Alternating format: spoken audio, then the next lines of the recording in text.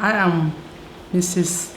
Chinyere Christiana Ukweze, Lecturer 2 in the Department of Music, University of Nigeria, Nsukka. I studied music in this institution. I started from diploma to degree.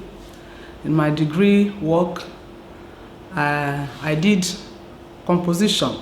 I set musical Bible text to music, precisely Psalm 121, and one of my folk songs from my place, which I documented. Then I did my master's too. I came back to do master's in the same institution, University of Nigeria, Nsukka, where I now went into music education. And this my program, I looked at folk songs, educational values of folk songs, their moral values and all that. This time again, I've come to do my PhD in the same department. I'm a PhD student, focusing on the educational value of folk songs as it concerns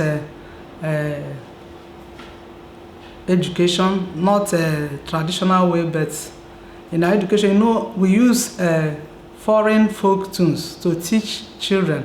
But this time I'm advocating that I will raise folk songs from the locality, from my particular town, where I will gather up to 50 folk songs that will channel them, document them in such a way that they could be used as musical examples to teach our children in formal learning in Nigeria.